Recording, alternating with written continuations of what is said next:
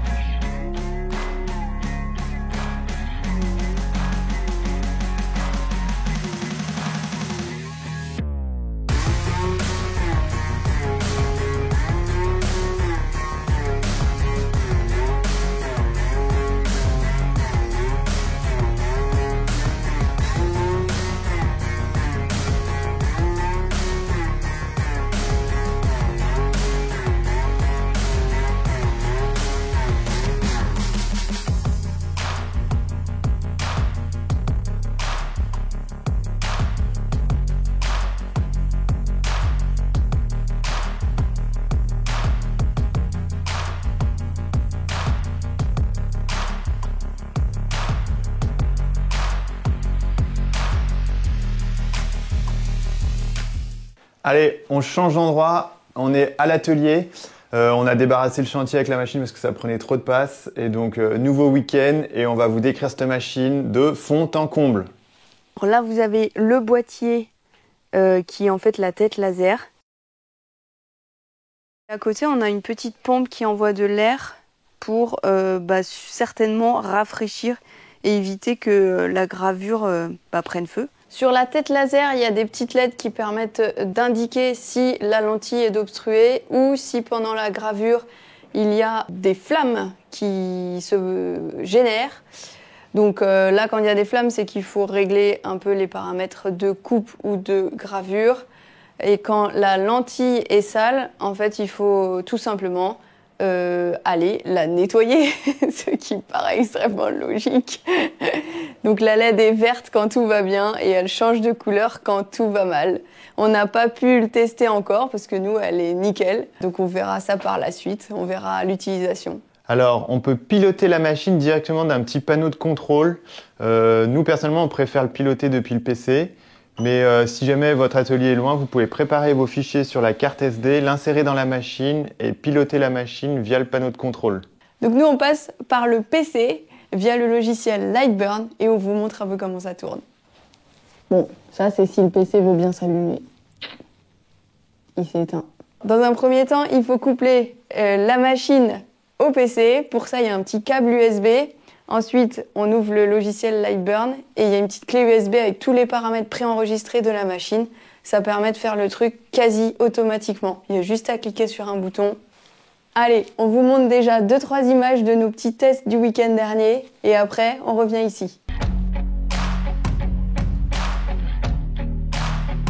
Alors, j'importe une image que je suis allée télécharger. Voilà, maintenant il faut la détourer. Donc pour ça, clic droit, on va tracer l'image. Ça nous fait un contour rose là. On fait OK. Et là, je déplace mon image originale. Ici, on voit les différentes couches qu'il y a, donc les différents objets. Donc ça, c'est mon image initiale, là, qui est là. Et ça, c'est mon contour. Moi, ce qui m'intéresse, c'est de garder le contour. Celle-là, je la supprime. Elle s'en va d'ici. Là, j'ai mon image en entier. Elle a des yeux, une bouche et un contour. tout est uni. Je vais dissocier les différentes parties de l'image pour déterminer qu'est-ce que je veux graver et qu'est-ce que je veux découper. Donc là, le contour de la citrouille, je veux que ce soit une coupe. Donc je mets en line dans le logiciel. Je détermine la vitesse du laser ainsi que la puissance du laser. Entre 0 et 100%, la puissance et la vitesse, c'est de 0 à 25 000 millimètres par minute. Le contour, donc c'est de la coupe, c'est en line. Et sur les calques, les yeux et la bouche, je veux pas que ce soit coupé, je veux que ce soit gravé. Donc là, je le mets en fil. Et les paramètres, je les détermine en fonction de notre grille de test. Là, j'ai choisi du 10 000 à 90% de la puissance du laser. Autour de mon objet, j'ai fait un cadre qui permet de voir où le laser va se déplacer pour faire la coupe. Ça permet de positionner en fait ton support à couper. Avant de démarrer la coupe, il faut ajuster la focale du laser avec la petite cale qui est fournie avec la machine.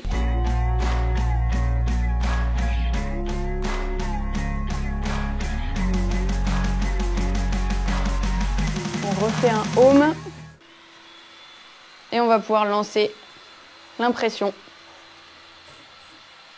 Mais d'abord, lunettes de protection. Et là, on peut démarrer.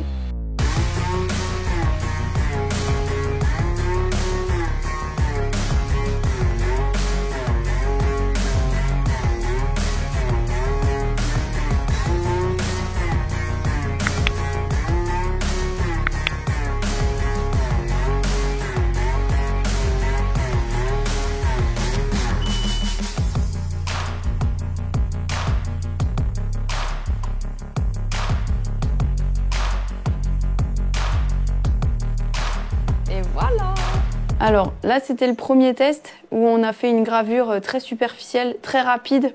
Donc le laser, il n'a pas creusé à fond le bois. Ça, c'est un deuxième essai, celui que vous avez vu, où on a gravé plus en profondeur les motifs. Par contre, on voit que ça a fait des petits copeaux. Donc ça, c'est un problème de réglage du Air Assist. Donc là, pour forcer le Air Assist, il y a une petite molette sur le côté latéral de la machine. Donc là, elle est au mini-mini. Et moi, je vais la monter, du coup, au max. On va voir si on a les mêmes copeaux au résultat.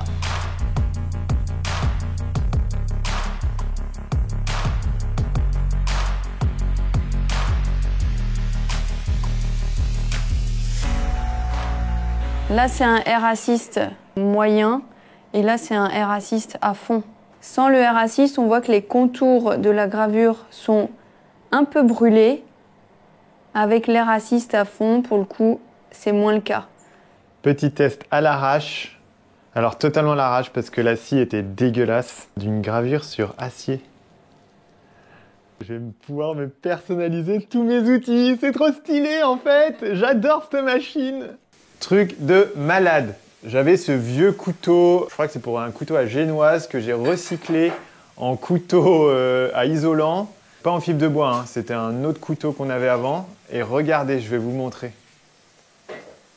Regardez un peu la gravure que ça fait là-dessus. C'est juste fou. Bon, on peut graver sur l'acier assez facilement, voire même sûrement plus facilement que sur le bois, puisqu'il y a moins d'effet de profondeur, je pense, en fonction de la puissance. Oh là là, ça présage des bons petits cadeaux là, personnalisés, je pense. On va essayer de graver sur du verre. Alors j'ai déjà fait quelques tests. Et en fait, il faut mettre de la peinture sur la surface là où on veut graver. Normalement, une peinture noire, c'est mieux puisque ça absorbe la lumière.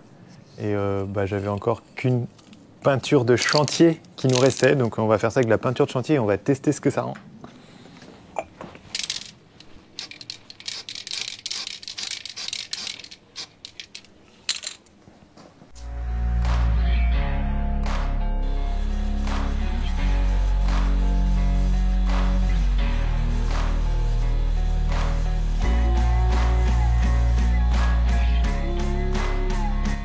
Alors là, tu vois que les lunettes sont essentielles. Hein. Nettoyage.